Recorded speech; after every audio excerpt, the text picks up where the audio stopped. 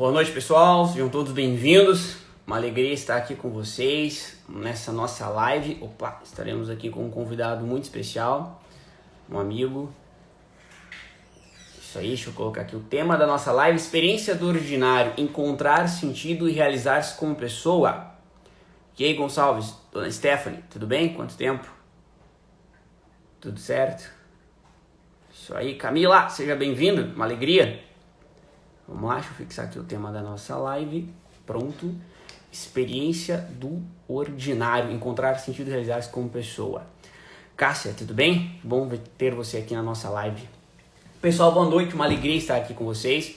Nós estamos numa série, né? Nós estamos trabalhando o Saindo do Deserto. Para quem conhece, sou o psicólogo Carlos Eduardo.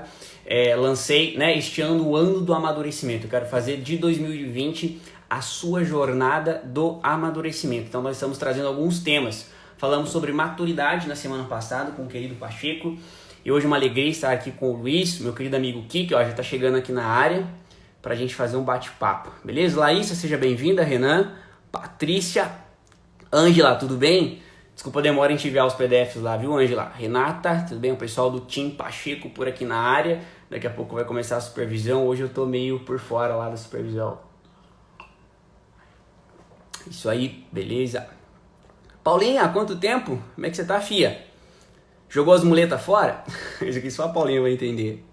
Saudade de você. Tudo bom, amor? Arielle Oliveira.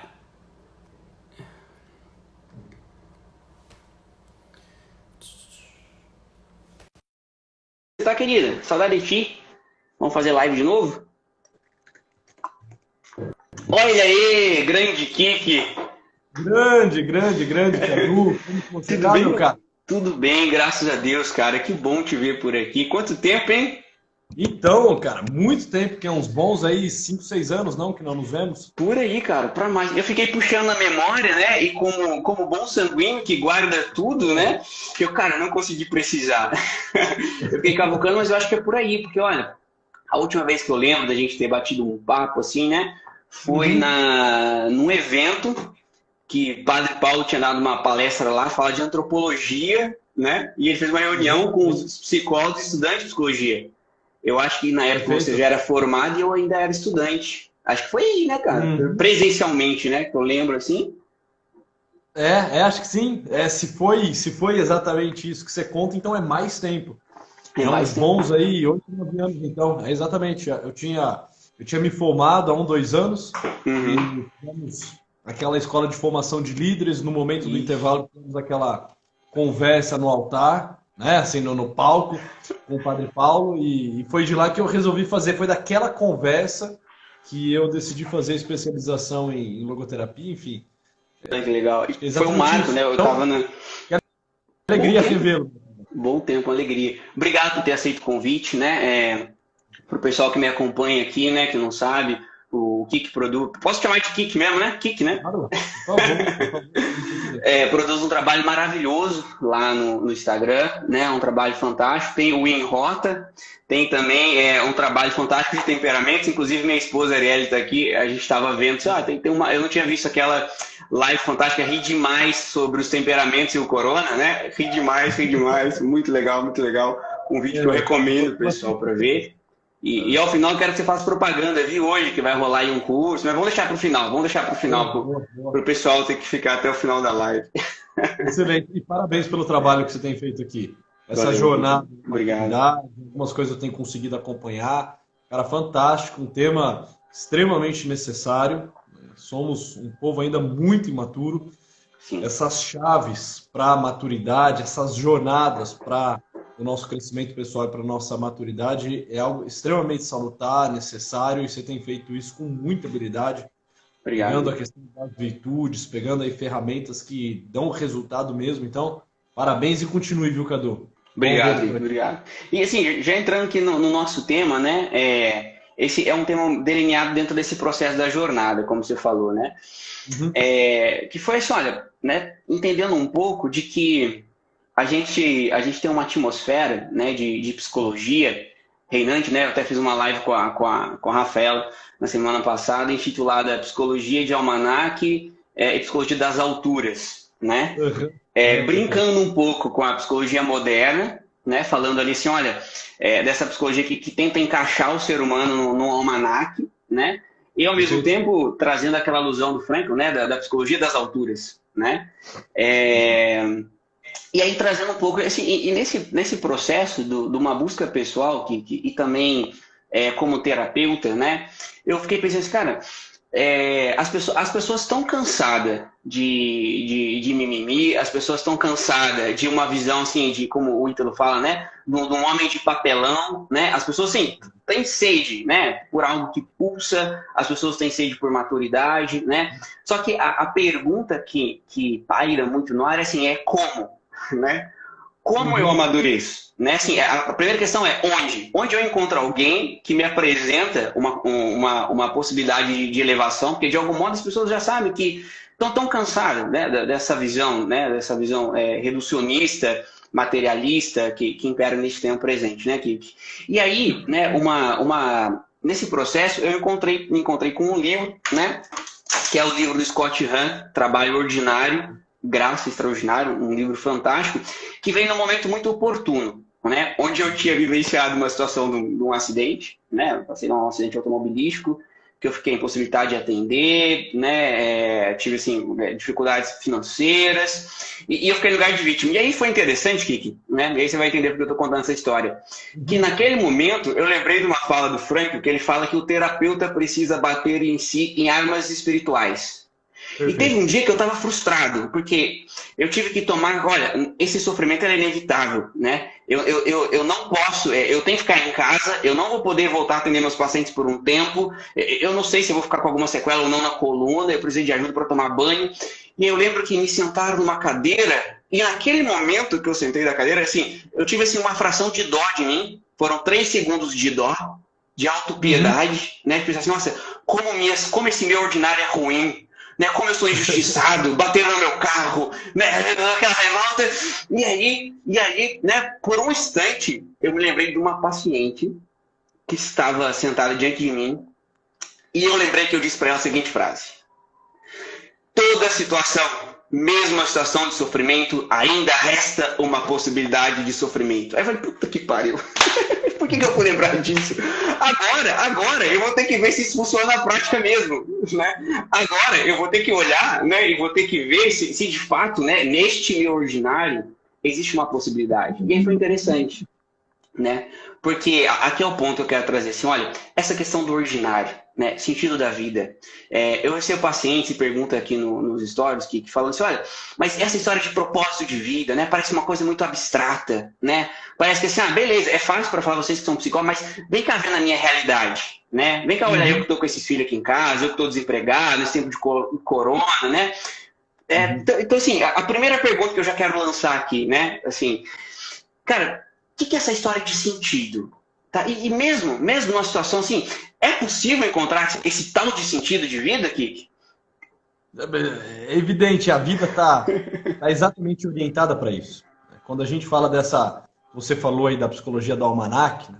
Essa psicologia que tenta nos reduzir, que tenta nos categorizar, que tenta nos, assim, que estão orientadas para o nada, que estão orientadas assim para um vazio, onde o homem é um ser lançado para a morte, um ser lançado para o nada. É alguém que busca somente as suas necessidades, realizar os seus prazeres. É um homem condicionado pelo meio, pela situação na qual ele se encontra. Ou seja, nós olhamos para isso tudo e não precisa de muita reflexão, precisa de um pouquinho de honestidade intelectual só para entender que essas linhas, elas não estão falando do homem enquanto pessoa humana. Elas estão falando assim sabe, de um aspecto baixo da pessoa humana, né? De uma dimensão da pessoa humana. Ninguém nega que nós temos uma dimensão mais pulsional, mais instintiva, que nós, em algumas áreas da nossa vida, nós temos o nosso destino e os nossos condicionamentos. Mas sempre fica aquela estranheza, né? Quando a gente trata o homem dentro desses dois grandes modelos, modelo da máquina e modelo do rato, que Viktor Frankl tão bem dizia, fica uma certa estranheza e uma certa indagação. Mas não é possível que sejamos só isso. Nós temos algo a mais. Não é possível que essa vida seja buscar o prazer ou buscar o poder ou uma vida em que as coisas estão simplesmente dadas e determinadas? Onde que está? Talvez a pessoa diga, né, onde está, sei lá, o meu eu mais profundo? Onde está a minha capacidade de escolher? A minha capacidade de responsabilizar-me por aquilo que eu escolhi? A minha capacidade de amar? Onde isso tudo está? Por que, por exemplo, por que raios eu saio do meu conforto, eu saio da minha casa e vou atrás de alguém que sofre? Por que em algum momento da minha vida, entre uma possibilidade que me oferece um poder e uma outra que me parece mais valorosa, eu abro mão de ter aquele poder imediato e vou atrás de algo que me dá valor? Assim, pera, onde que está isso tudo se a vida só está nesse eixo de poder e de prazer? Se eu sou como um rato que busca a satisfação ou como uma máquina que precisa ser consertado. Quando eu começo a fazer essas indagações sobre a pessoa humana, inevitavelmente eu começo a refletir que o homem está endereçado por um sentido. Nós não queremos, por exemplo, nós não queremos simplesmente ser felizes. Victor Frankl fala, o homem não quer ser feliz. É evidente que não. Não quer ser feliz. Tanto que se vendessem felicidade na farmácia, assim, seria um fiasco. Seria um fiasco. Assim, de duas uma. Né? Ou cairia em desuso, né? Felicidade em cápsula. Ou cairia em desuso, ou isso se tornaria mais um dos processos de drogadição, né? E de entorpecentes da sociedade. Assim, todos nós conseguimos entender que se a felicidade fosse algo pronta, acabada, de fácil acesso, e por si só, a felicidade viesse por si só, aquilo assim não teria graça nenhuma. É igual o riso. Olha que interessante. Se eu lhe dissesse o seguinte, Cadu, cara, sorria, mas assim, sorria muito, ria. Eu quero ouvir uma gargalhada sua agora, nesse momento. Vamos lá. Vai, convoque aí, né, toda a tua vontade, dê uma boa de uma gargalhada. Porra, eu não vou gargalhar. Eu não vou. Sabe por quê? Porque eu só consigo gargalhar quando eu encontro um motivo para gargalhar. E a felicidade, guardadas as devidas proporções, é um pouco isso. Eu só quero a felicidade como uma consequência. Eu quero, antes de tudo, um motivo para ser feliz. Então, Victor Frankl dizia, o que o homem quer, por exemplo, não é a felicidade. Ele quer o que quer, sem mais. Né? Ele quer um motivo que possa fazê-lo feliz. Quando eu falo quais são os motivos, o que me move nesse mundo, o que cria dentro de mim uma tensão para que eu consiga me realizar enquanto pessoa, cumprir os meus deveres, edificar a minha vida, ter a minha maturidade, amar as pessoas, dedicar-me por alguém, realizar um trabalho, servir a um Deus. Quando eu começo a visitar essas instâncias mais nobres, mais humanas, especificamente humanas, e começo a ver que em essa tensão, que eu sou movido por isso, que essa é a minha dinâmica mesmo, a minha dinâmica própria, a minha dinâmica mais profunda, mais intensa, e que eu me movo para realizar isso tudo, porque há um sentido nisso tudo. Eu começo desculpa te interromper, assim, e tem um ponto assim muito importante, essas perguntas que você se fez, é interessante o pessoal que está acompanhando a gente aqui se fazer, né? Porque, olha, porque de algum modo, as pessoas olham e veem que tem um incômodo. Né? Ou seja, essa vida, eu costumo brincar com aquele exemplo, né? Essa vida de Netflix e pizza, chega uma hora que ela gera um estranhamento. Né? Claro. Mas de algum modo existe um pensamento que nos coloca assim, olha, seja feliz, busca a felicidade. E a gente, olha, de algum modo eu estou até buscando, mas tem alguma coisa que estranha.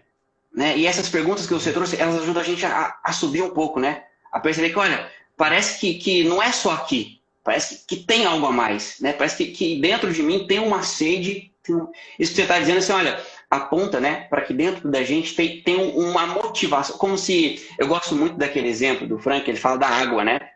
Qual é a maior prova que existe água?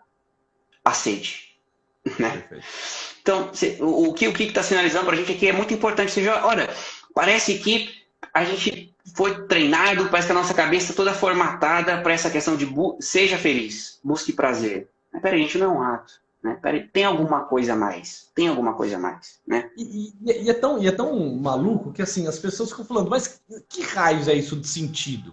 Olha, a mesma estranheza, a mesmíssima estranheza nós poderíamos colocar, por exemplo, na questão da felicidade. Que raios é isso de felicidade? Assim, por que para você é tão fácil entender de forma abstrata, de forma intuitiva, o que é felicidade, e te parece tão estranho pensar acerca do sentido? Assim, porque nós poderíamos devolver a pergunta, né? Ah, mas como assim sentido? Mas como assim felicidade? Porque assim, no dia a dia, na vida ordinária, nós vemos muito mais as pessoas se movendo pelo sentido do que pela felicidade. Assim, se fosse realmente a felicidade que nos movesse nesse mundo, nós estaríamos nesse momento já ou acamados, frustrados, com apatia, angústia e tédio, porque são poucos os momentos em que a vida nos brinda com felicidade, ou então nós estaríamos numa sociedade assim totalmente animalesca, bestial, em que um devora o outro, come o outro, sobe em cima do outro e utiliza como degrau, né? Porque a máxima da felicidade está acima, né, da dignidade da pessoa humana. Então, assim, quando a gente olha assim, para o mundo ordinário, mesmo que as pessoas não saibam, elas estão buscando sentido. O sentido que é o sentido no trabalho, porque um jovem, né, assim, se preocupa com o curso que ele vai fazer. Porque alguém na sua graduação começa a se perguntar em qual área vai atuar. Porque alguém começa a olhar para os seus talentos, potencialidades e debilidades e se perguntar: o que eu posso fazer nesse mundo? Qual ofício eu posso exercer? Porque alguém olha para dentro de si, sente-se só e fala: eu preciso de alguém que possa, né, vir me completar, de uma semelhante que possa me tirar do estado de solidão original. Porque as pessoas querem ter filhos, né? Assim, com todas as dificuldades que uma gestação e a criação de um filho traz. Porque as pessoas querem empreender, querem construir. Porque, no fundo, elas estão se movendo nesse chão em busca de sentido. Olha, há de ter um sentido nisso tudo. A faculdade, a graduação, o curso, o trabalho, o acordar cedo, o exercitar-se, o alimentar-se bem, o casar, o ter uma vida honesta, o buscar fazer o melhor que eu posso com aquilo que eu tenho, o honrar os meus pais. Assim, deve ter um sentido nisso, assim, deve ter algo nisso que faz com que as coisas passem a valer a pena. Que faz com que as minhas atitudes tornem-se valorosas. Não é um mero esforço, é um esforço que, quando realizado, me eleva, me torna mais humano, me enobrece, me dignifica. Me traz até mesmo como uma consequência de dever cumprido, de vida ordinária, bem vivida, esse negócio chamado felicidade. Olha, puxa, estou feliz. Não porque ela simplesmente me foi dada, mas porque eu persegui o sentido. E ao encontrar o sentido, como um efeito colateral, eu fui contemplado por esse negócio chamado assim, felicidade. Como se eu pudesse dizer, olha, eu posso morrer em paz. Eu dizia ontem para minha esposa, assim, estamos com 3 crianças aqui em casa, né? Olha, nós estamos no melhor período assim, de toda a nossa vida. As crianças estão muito gostosas, elas estão demais. Assim, não daria para pensar num cenário melhor do que esse. A pequena, de 4 meses, ela tá sorridente, ela tá gostosa, ela tá gordinha, ela começou a interagir, né? Ela dorme bem, ela mama bem, ela tem uma vida assim, sabe? Uma vida de bebê assim, muito gostosa, muito prazerosa. Um de 2... o cara tá um espoleta, ele corre, ele brinca, ele fala tudo errado, ele interage com a irmã, ele beija a mais nova. A de 4 tá sabida das coisas, né? Como ela mesma diz, né? Pai, eu tô sabendo de todas as coisas já. Ela entra nas conversas, ela pede carinho, né? Ela se põe na mesa junto com a gente. Olha isso aqui, olha assim, qualquer outro cenário que não esse, assim, não seria tão bom. Parece que não dá para pensar em nada que fosse tão gostoso, tão harmonioso, tão perfeito, quanto esse momento agora. Quanto esse negócio chamado uma com 4, um com 2, a outra com 3. Sabe, olhar para isso tudo e falar, poxa, parece que aquele negócio chamado felicidade hoje veio me visitar. Por alguns segundos, é como se eu olhasse para a minha vida e dissesse assim, olha, valeu a pena. A noite mal dormida, a fralda trocada, a noite de febre, né? O processo de educação, de correção, de frustração. Porra, parece que, assim, por isso, por esse segundo agora, por essa contemplação amorosa que eu estou fazendo da minha vida nesse exato momento valeu a pena viver absolutamente tudo o que eu vivi, e se eu pudesse eu teria feito novamente as mesmíssimas escolhas que eu fiz, porque isso agora me parece fazer todo sentido. Todo sentido. E aí que você fala uma coisa que é muito interessante, né? Se você não tivesse se doado, se você tivesse ficado com o olho preso no teu próprio umbigo, nada disso tinha acontecido. Né? Você não ia poder estar desfrutando. Olha, o que você tá tornando, né, claro pra gente assim, olha, de fato, a felicidade é uma consequência, né? Que é essa máxima do Vitória. Mais do que a felicidade, o homem procura um motivo pelo qual vale a pena ser feliz. Mas aqui tem um ponto muito interessante, né? Que no trabalho aqui, né? Então eu me dediquei a estudar um pouco mais a questão das virtudes e dos vícios, né? Mas olha, muita gente fala assim, eu quero encontrar o meu propósito. Né? Assim, eu imagino o pessoal com brilho nos olhos ouvindo você falar assim, nossa, eu quero ter minhas crianças, mas tem uma coisa importante, assim, uma coisa que a gente esqueceu, que é aquela dimensão do sacrifício. Ou seja, né, muitos querem alcançar, né, contemplar o perfume da flor, mas poucos querem sujar suas mãos para plantar. Né? Nós vivemos num tempo, né, onde fala assim, eu quero encontrar o sentido, mas peraí, olha, e teu quarto? e teu guarda-roupa? Né? Assim, tô tão preocupado com uma coisa tão alta, mas essas coisas mais ordinárias. E o sacrifício, a entrega, a doação, o amor, né? A bunda cheia de bosta da criança, os vômitos, a febre, as noites mal dormidas, e a presença amorosa, né? Que é muito o movimento da responsabilidade, né? Eu me identifico muito quando eu medito sobre essa questão do ordinário, né? Eu identifico muito quando eu penso a questão de vocação, para pensar propósito, aquela máxima do Ítalo, né? Vocação como chamado na circunstância. Né? Eu acho muito interessante esse movimento que o Frank traz para a gente da responsabilidade. Né? E eu vou ler uma citação dele que eu separei aqui para nossa... que eu acho fantástico, né? Ele fala assim, de cada situação, né? Que é isso que a gente está falando, olha, em cada situação, a pessoa é chamada a assumir a atitude.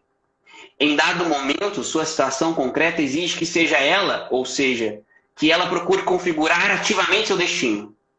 Em outro momento, que ela aproveite uma oportunidade para realizar valores de vivência. Outra vez, que ela simplesmente assuma seu destino. Mas sempre é assim que toda e qualquer situação se caracteriza por esse caráter único e exclusivo, que somente permite uma única resposta correta. Né? A pergunta contida na situação concreta. Ou seja, nessa situação concreta há uma convocação. Né? Nessa criança que está de você, há uma convocação. Nessa louça suja que paira diante de nós numa pia, né? Existe uma convocação que solicita de mim uma resposta. Né? E é uma resposta única e irrepetível. Né? Esse movimento é extraordinário. Né? Exatamente. E nós não podemos, em hipótese nenhuma, perder isso de vista. Né? Perder isso de vista. Que, olha, os grandes feitos, os feitos heróicos, as virtudes heróicas, elas não se dão, elas não chegam, nós não chegamos a tê-las se nós antes não conseguimos viver uma vida ordinária, naquilo que Cifuentes fala, né? Olha, realiza o teu dever e o teu dever te realizará. Assim, não comece querendo fazer grandes feitos. Comece arrumando a cama, né? Comece botando ordem na tua vida, comece organizando a tua prateleira, entende? Comece assim, andando um pouco mais aciado. Comece estabelecendo um negocinho que é um pouco desvalorizado, uma virtude bem desvalorizada, inclusive, que é a virtude da ordem. Comece tendo ordem. Né? Se tem uma virtude que é desvalorizada, é da ordem. Parece que ordem é coisa para criança, né? Não, é criança que tem que ter para acordar, eu vejo aqui em casa, né? As crianças, parece que é criança que tem que ter rotina e tem que ter ordem. Eles têm que ter horário para acordar, horário para tomar o café, horário para fazer a leitura, horário para catequese, horário para soneca da tarde, né? Horário para correr no jardim. Parece que eles têm que ter horário para tudo, tem que ter ordem para tudo. É evidente que eles têm. Isso ajuda eles a organizarem todo o mundo afetivo deles, enfim. Agora, a nós adultos, a exigência é a mesma. A nós, meninões crescidos aí, é a mesma exigência. A ordem. E ver a ordem como essa virtude serva. A ordem é serviço. A ordem é essa virtude que eu coloco à disposição. Uma vida ordenada, uma vida regrada, uma vida com hierarquias, com prioridades, para que eu consiga dedicar-me mais, amar mais, para que eu consiga ter mais tempo, para que eu consiga, antes de alçar grandes voos, conseguir assim ter um chão para pisar, conseguir ter a minha vida ordinária, né, naquela dinâmica que eu acho fantástico, e me é muito caro também essa colocação de José Maria Escrivá, que ele fala que a vida extraordinária, ela se dá na vida ordinária. O extraordinário só acontece quando o ordinário está sendo vivido. E nesse sentido eu gosto muito de pensar naquela passagem da Bodas de Caná, né, em que acaba o vinho. Imagina uma festa de casamento, estão lá, né, centenas de convidados, né, para a festa, e de repente vem a faltar vinho, né, a mãe de Jesus, a Virgem Maria, vem pedir ao seu filho que faça algo, né, ele, o Deus humanado, né, para que resolva aquele problema da falta de vinho. Fala, olha, a minha hora ainda não chegou, não tem nada que eu possa fazer. Né? Ela, naquele jeito de mãe, naquela insistência maternal, né, num olhar carinhoso, o convoca para responder, mesmo fora do tempo. E ele então pede aos serviçais para que peguem aquelas talhas, aquelas 6 talhas d'água, e as encham. Encham o quê? Encham de água? Não tinha vinho, só tinha água. Mas enchem onde? Lá embaixo, lá no rio, lá na ribanceira. Mas peraí. Vamos congelar cedo. O que você quer? O que você quer, Jesus de Nazaré? Né? Olha, eu quero que vocês peguem essas talhas e encham de água. Para quê? Porque eu vou transformá-las em vinho. Bom, então vamos fazer o seguinte. Você tem poder para tanto? Você tem poder para transformar em vinho? Tem. E para transformar ar em vinho? E para do nada botar vinho aqui dentro? Você tem também? Eu tenho. E para que nos fazer descer a ribanceira, entende? Para que fazer com que a gente pegue essas talhas pesadas? A talha por si só deveria ser muito pesada. Cada talha cabia 100 litros d'água. Agora imagina, devia ser possivelmente de barro. Quanto deveria pesar cada talha que contém 100 litros d'água de barro? Para que descer com aquilo no lombo, ir até a ribanceira, encher d'água, voltar com aquele negócio desengonçado até o local da festa e botar a talha cheia d'água aos pés do Cristo? Imaginando, às vezes tem que pegar aqueles galões de 25 e virar, puta, aquele negócio é desajeitado para burro já, né? E assim, né? Agora imagina uma talha de 100 litros. Olha, por quê? Que é a grande questão é o seguinte, o que você pode fazer? O que você pode fazer? Você pode transformar água em vinho? Em vinho? Não, eu não posso. Pois então, o que você pode fazer? Eu posso no máximo carregar a talha. Então faça o que você pode, meu filho. Dê o teu sangue. Dê o teu suor aqui, bota o teu ofício. Você sabe andar? Você tem força, você tem lombo, você tem musculatura, você tem inteligência para ir lá na barranca do rio e encher essa talha de água, me trazer 600 litros de água. Você consegue? Consigo. Pois bem, a hora que você terminar o seu possível, eu faço o meu impossível. Mas não venha me pedir um impossível sem antes ter cumprido o teu possível. Ou seja, não venha me falar de extraordinário sem antes ter feito o teu ordinário. Você sequer arrumou a tua cama e está querendo lutar por um país melhor. Você não consegue respeitar os teus pais e está querendo falar do presidente da República. Exato. Você não é capaz de sentar e estudar, né, 1, 2, 3, 4, 5 horas por dia para se tornar um bom universitário. E você está querendo, né, falar do quê? Falar de quem? Assim, tá querendo contra-argumentar qual teórico? Para quê? Por implicância, assim, não vai ter um elemento extraordinário na tua vida. Não vai dar certo. E acaba se perdendo do próprio movimento do sentido, né? Eu acho muito interessante porque o Viktor Frankl, ele sinaliza bem isso para nós, né? O sentido é algo concreto. É algo que aparece para nós, né, numa situação concreta. Uma situação assim, aqui agora, né? Aqui agora, não sou eu que me indago, né? Mas a vida está dizendo, né? A vida está perguntando, a vida está tecendo uma pergunta. E essa resposta é única e irrepetível, né? E é interessante que quando ela não é, ninguém pode dar ela por nós, né? Ninguém pode, né, ter. E quando essa resposta não é dada, existe um vácuo na humanidade, né? Quando eu fui pensar em um vácuo na humanidade, eu fico pensando assim, olha, uma pessoa que me é cara, né, que eu tenho um apreço muito grande, né, São João Paulo II, na espiritualidade, nas suas obras, né? E aí eu fiquei pensando assim, cara, e se ele não tivesse tido uma atitude responsável perante um momento da sua vida? A gente vê lá o filme dele, né? Tem vários, né? Mas eu gosto muito daquele, o Carol, né? O Homem que Virou Papa. Aí você olha naquele filme, você vê ali que tem um momento derradeiro, né? Que ele toma uma decisão, que ele dá um passo. E, cara, se esse homem tivesse dito não, uau! Sim, que vácuo na humanidade, né? Só que é claro, é fácil dizer isso de um personagem histórico que a gente conhece, que a gente vê os seus feitos, né, admiráveis, os seus escritos, a sua contribuição. Mas quando, né, eu estou diante a minha realidade, eu preciso lembrar disso. Olha, eu não tenho ideia, né, do vácuo que eu posso gerar na história da humanidade com o meu não. Com o meu não. Exatamente. Com o não que eu dou para aquilo que me solicita, para aquilo que está diante de mim. E mais, né, quando nós falamos no ordinário, né, no ordinário, nós falamos assim, olha, nós podemos esquecer, né, que o verbo se fez carne e habitou no meio de nós, né? Eu, assim, como bom sanguíneo, né, então eu vou estudando as coisas, eu gosto de imaginar, né, imaginando assim, como se fosse assim, como se tivesse uma, tipo, você já assistiu Flash, né? E o cara rompe a linha do tempo, né? Rasga, né? Um negócio que rasga a linha do tempo, o cara entra em outra dimensão, né? Mano, cara, pô, Jesus Cristo com Flash, né? Nada a ver, né? Mas vocês comungaram. Mas olha, você imagina assim, o véu do tempo rasgando, né? E o verbo que habita, né? Ou seja, no ordinário, no cotidiano, existe uma presença, né? Existe uma presença.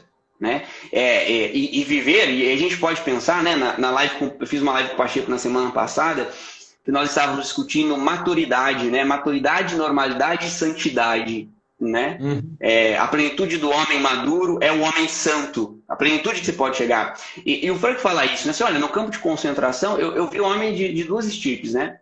Eu vi a possibilidade do homem de descer ao nível de um porco, né? E ao mesmo tempo o homem a se elevar ao nível de santo.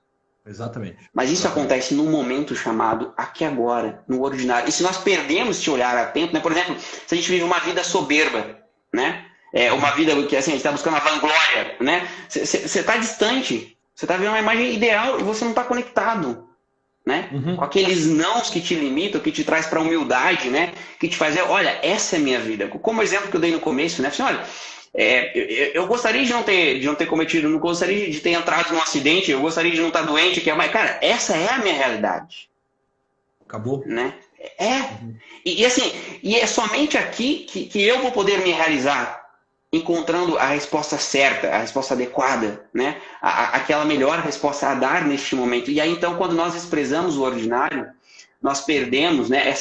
Quando a gente perde este olhar, né? Essa atenção ao cotidiano, eu percebo que a gente entra nesse movimento de ansiedade. E a gente fica cada vez mais distante, né? Distante da santidade, distante do sentido, daquilo que é próprio, ou seja, com uma preocupação de algo que é tão abstrato, né? Ou como o desejo de viver uma vida que não fosse a minha, eu acabo matando essa circunstância e deixo de perder essa oportunidade, que é, sobretudo, viver este dia de hoje diante o eterno. Entender que o que a gente faz agora, eu e você, né? Deus nos abençoe com a graça de acordar amanhã cedo. Mas a gente não sabe, né? Mas olha, assim, perante a vida, perante o que a gente tem, a gente está dando uma resposta. Né? Nós estamos aqui num encontro, vivenciando, mas ao mesmo tempo entregando algo para as pessoas, né? Se a gente vive este momento ele tem ecos de eternidade. Né? Então, assim, o ordinário, né? É uma dádiva, é um presente, né? Que nós temos para amadurecer. Né? Sim. E esse tem que ser sempre o nosso primeiro movimento. De uma contemplação amorosa do ordinário. De um olhar calmo, atento para a nossa vida ordinária. É muito comum, eu tenho certeza que você na tua prática como psicoterapeuta também vê isso, as pessoas chegarem à clínica necessitadas de ajuda, evidente, querendo já mudar sobremaneira a realidade delas, a vida delas. Já pensando em planos, em rotas de fuga. O primeiro movimento sempre tem que ser o seguinte, olha, calma. Vamos olhar. Me conte a tua história. Quem você é? Quem você é? Hoje, no dia de hoje. Hoje, dia 20, hoje é 29? 28? 28. 28 de 4 de 2020. Quem é você? Assim, eu não quero saber o que você quer ser, eu quero saber futuramente. Agora não. Daqui a pouco você me conta. Calma. Tá, você já me disse que você deveria ter feito medicina, mas acabou fazendo odonto. Você já me falou que deveria ter casado com o Bruno, mas acabou noivado e casou com o João e que a vida tá uma desgraça. Você já me falou que depende financeiramente dos seus pais, assim, e que gostaria de ter uma vida autônoma. Assim, tá, me fale só do hoje, só da agora, porque no seu relato tem muita coisa misturada. O passado, o presente e o futuro estão se abraçando muito na tua história. Eu não sei de fato quem você é, o que é fantasia, o que é expectativa, o que é projeção, o que é mecanismo de defesa, assim, espera, só me conte quem você é, hoje, agora. Agora. Ah, tá, então você é filha, você é casada, você é desempregada. Tá? Continue me contando, o que mais você é? Tá? Uma vez tendo olhado para isso que você é, que nós somos, olha, agora ame isso. Agora abrace essa tua realidade. Abrace isso, por mais que lhe pareça uma cruz. E se for uma cruz, ótimo. É bom que abracemos a cruz. Esse é o nosso caminho nesse mundo. Olhe para isso e primeiro ame profundamente isso. Pense o que de melhor você pode fazer com aquilo que você tem. Ainda não busque assim alçar voo nenhum. Nós não sabemos se o céu é para você, não sabemos se sequer você tem pena, musculatura e esqueleto suficiente para voar. Espera assim, só olhe para isso tudo e ame. E se instale nessa realidade. Tá, você disse que você é casada. Eu sou, mas eu tô com um processo de divórcio correndo. Espera. Hoje, dia 28, você é casado, você está casado. Tá, como que hoje, saindo aqui do consultório, caminhando em direção à tua casa, você pode pensar em alternativas para, de fato, viver uma noite boa, de encontro, frutuosa, de carinho, de atenção, de respeito. Ah, mas acabou o carinho, acabou. Então bote pelo menos por hoje. Amanhã, quando você for divorciada, quando você for desquitada, quando você for solteira de novo, a gente vê o que faz. Hoje você está casado, hoje você volta para tua casa, hoje tem uma pessoa te esperando, hoje tem um filho demandando a tua atenção, hoje tem um pai acamado que você precisa visitar, hoje tem uma conta em aberta que, assim, precisa ser vista, não pode ser negada. Só olhe para isso, pelo amor de Santo Cristo, e ame isso. E tente entender que há um chamado nisso tudo. Um chamado no agora, como o Frankel também usa, tríade do Rabino Hillel. Se eu não faço, quem fará? Se eu não fizer agora, quando farei? Se eu não fizer, se eu não fizer, se eu fizer só por mim mesmo, quem sou eu? Ou seja, pera, olha, hoje, se você não faz, assim, quem fará? Assim, cabe a você, é a tua vida, é a tua história. Não dá para terceirizar isso. Se você não fizer, hoje vai ficar sem ser feito. Feche bem o dia de hoje, cumpra bem a tua vida ordinária. E não faça isso só pensando em você mesmo, porque senão você vai se tornar um idiota, uma idiota, um medíocre, um ordinário, um mesquinho. Faça isso por alguém. Faça isso por algo maior. Faça isso por Deus. Faça isso por um filho. Faça isso pela tua história.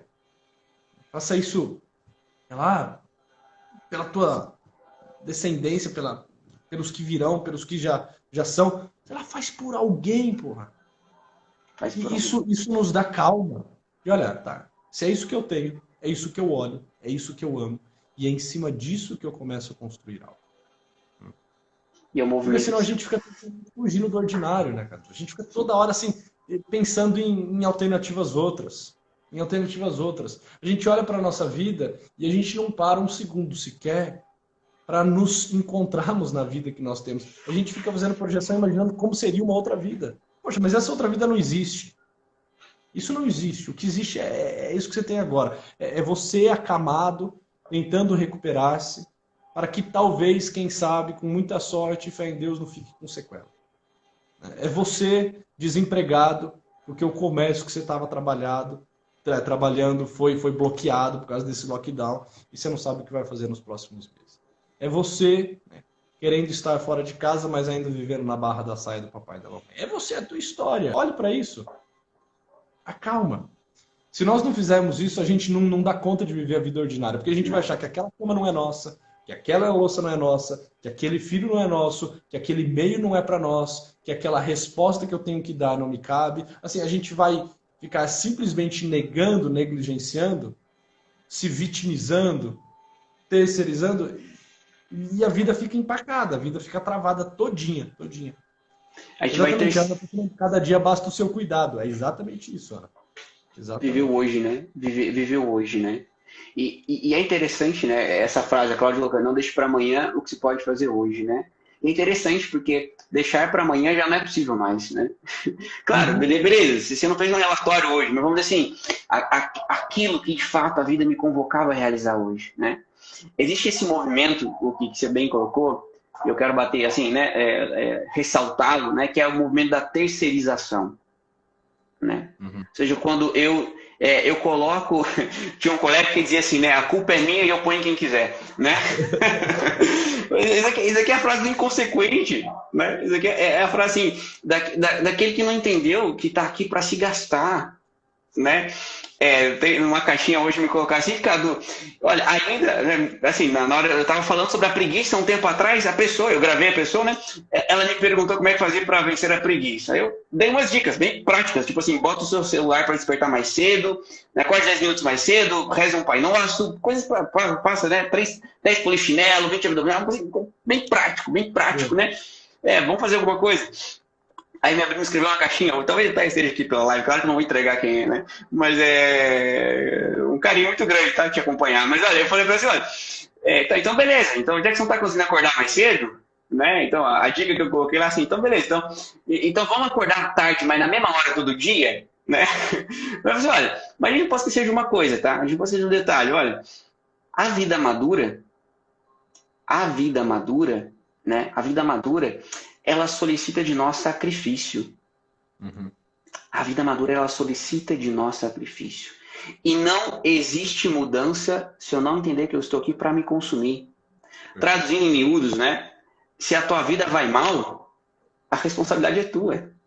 Assim, é duro ouvir isso, mas ao mesmo tempo é libertador, né? Como eu dizia, assim, foi aquele momento, né, que eu sentei na cadeira e que eu vi que eu ia ter que esperar a mesma recuperação, que eu não sabia o que ia ser. E aí que eu lembrei daquela frase, eu me lembrei de falar assim, caramba, né? Agora eu vou ter que... Cara, eu vou ter que bater em mim com isso daqui. E eu falei, Cadu, cara, acorda. A resposta é tua. E agora, o que você vai fazer com isso? Né? Se a tua vida não vai bem, cara, a resposta é tua.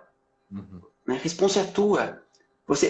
Quando eu digo vai bem, eu não estou falando vai bem no sentido de sucesso e fracasso. Não é esse sentido. Não é no sentido de se você está bem empregado, não é no sentido de se você tem dinheiro ou não, se você tem poupança ou não. Mas é no sentido assim, né? É no sentido de realização. É em outro eixo, né? Porque, olha, eu tenho uma amiga, uma pessoa assim, né? Minha madrinha de casamento, né? Ela foi fazer uma experiência na África. E ela estava falando assim, uma coisa que a incomodou positivamente, né? Ela falou assim, olha, Cadu, aquele povo é um povo tão pobre, mas com um sorriso no rosto. Um povo feliz. Né? E eu dizia, né? Assim, talvez, né, pela experiência clínica, de pacientes que chegam com posses. Pacientes assim, olha, né? Paciente assim, né? Eu peguei uma paciente que estava, né, fazendo seu doutorado, organizando seu pós-doc, né? Comprando teu apartamento, comprando carro. Ou seja, no eixo fracasso-sucesso, estava extremamente sucedida. Mas quando olhava para a vida, um vazio. Né? Ou seja, porque olha, o que nos realiza, nós estamos falando assim, né? Falamos do ordinário, agora quero puxar esse tempo para a realização, né? O que nos realiza, né, está em outro eixo. E isso solicita de nós, né, uma realidade. A gente entender que, olha, nós estamos aqui para ser vela. Vela que queima no altar. Né? Vela, porque eu entendo muito o movimento terapêutico, por mais que assim, a gente se esforça, a gente estuda, né? Você vai lá, estuda das 12 camadas, você vai lá, se organiza para fazer o enrota, né? Você vai um monte de coisa, você dá um jeito, você estuda, né? Você lê livros, mas a única coisa que a gente tem mesmo, é uma postura amorosa. Porque nós não temos liberdade, a gente não está na nossa mão o que o paciente vai fazer.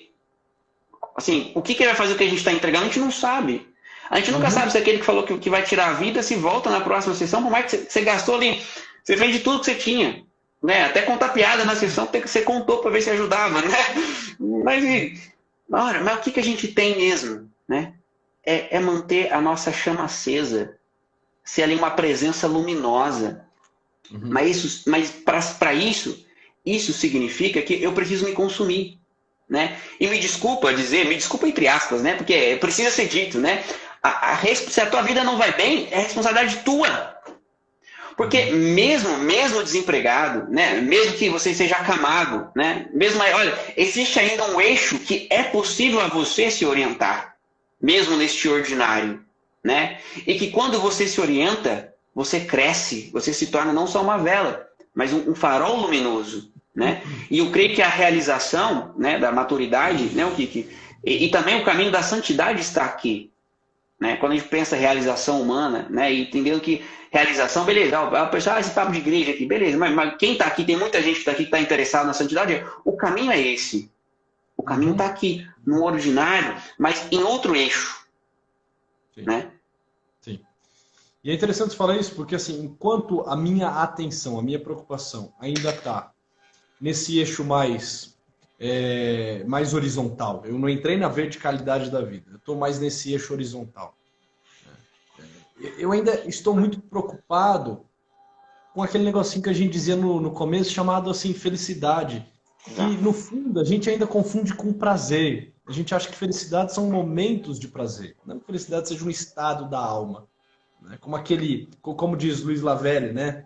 Aquela contemplação amorosa da vida.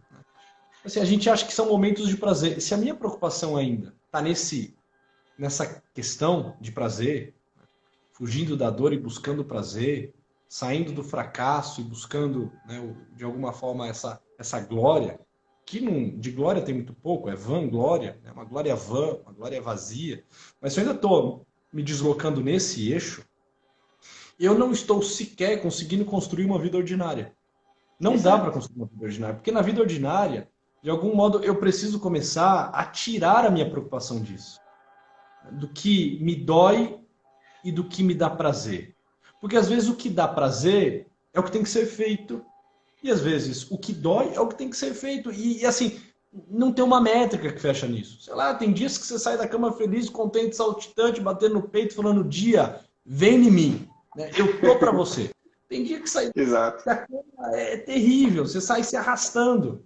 Tem dia que fazer um atendimento na clínica é uma realização pessoal, o atendimento deu certo, foi bom, você estava num dia bom, né? Você teve assim, umas colocações que foram muito pertinentes, a pessoa do outro lado conseguiu entender o que você queria chegar, e o movimento terapêutico que se deu.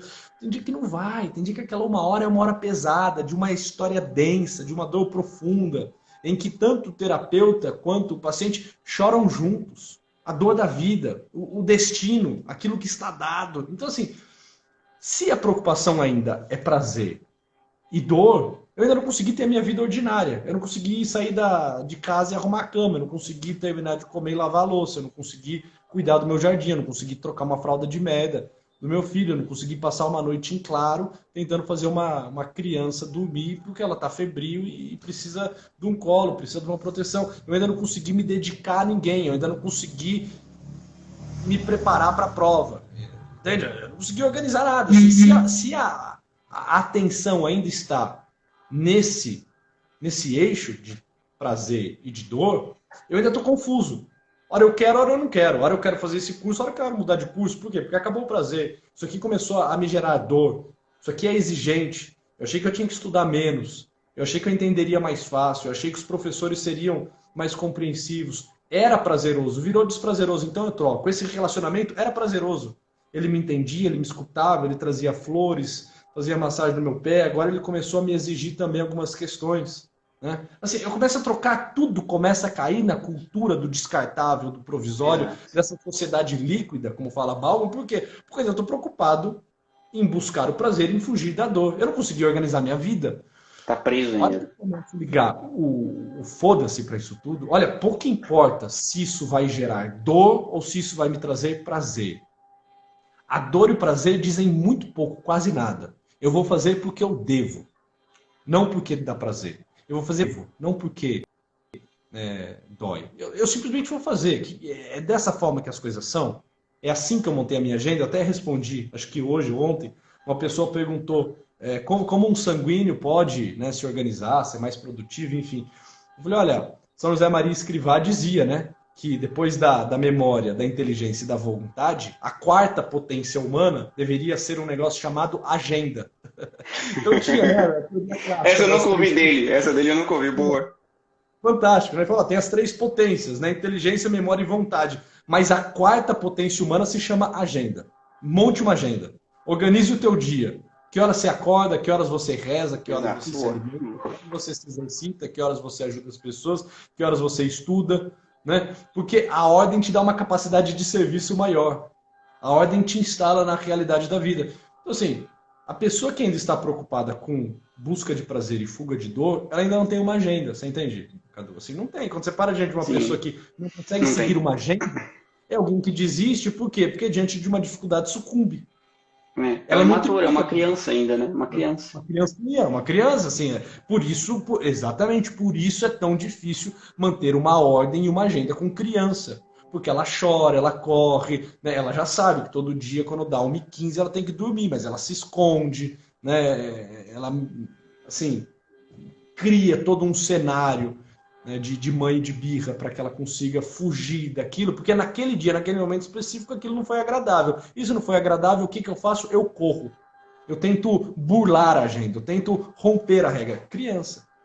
Nós não teremos agenda se nós ainda estivermos preocupados com isso. Então, quebrar essa máxima de felicidade, quebrar essa busca por prazer e essa fuga de dor, entender que assim, dane-se, se está doendo ou não, mas quanto tanto fez. Não é isso que me sinaliza nada. Isso só sinaliza que eu tenho um corpo que em alguns momentos sente prazer. Só quer dizer isso. Só quer dizer de uma dimensão mais baixa, mais biológica. Tá. Isto posto, como eu organizo então a minha vida? Cumprindo os meus deveres, com uma vida ordinária.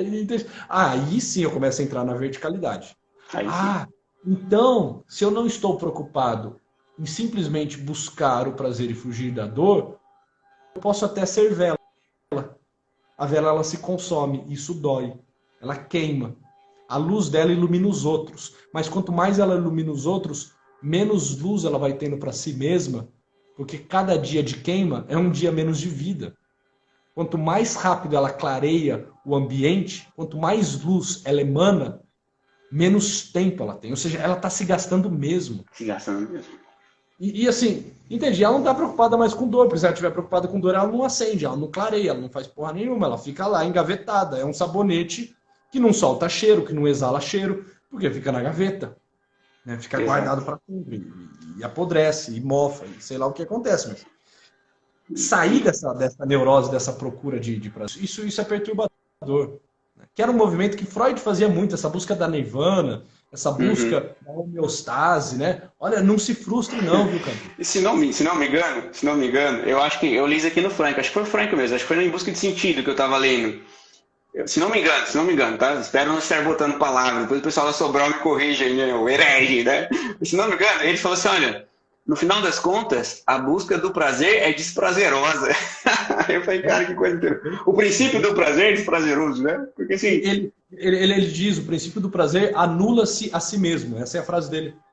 É exatamente isso, né? Eu costumo dizer assim, nós precisamos declarar...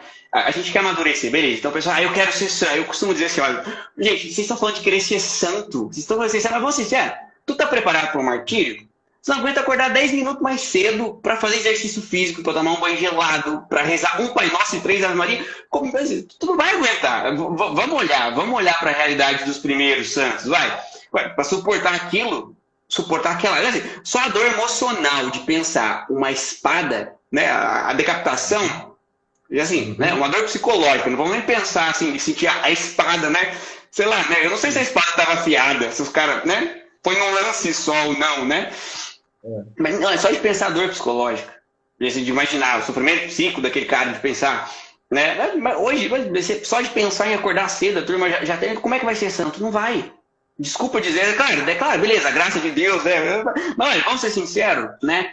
Nós precisamos declarar, né? O que eu costumo dizer aqui com o pessoal aqui, olha, precisamos declarar guerra ao império do gostosinho. Nós estamos presos no império do gostosinho. E não tem como falar uma vida alta, porque eu entendi, né, lendo Franco, lendo o Scott Hahn, vendo, né, enfim, sobretudo José Maria Escrivá, né? E Dom Giussani também. Hoje eu estava lendo Dom Giussani, né? Dom Giussani estava, não sei se eu acho que é a citação de modo pontual, mas achei aqui, ó, né? Ele comenta de São Tomás, ele vai dizer assim, olha, quanto mais abraça e vive no instante presente, tudo aquilo que o precedeu e o circunda, tanto mais alguém é pessoa, é homem. Perfeito. Olha que profundo isso, né? Quanto mais abraça aquilo que me circunda, né? Isso vai me fazer mais pessoa, isso vai me fazer mais homem, né?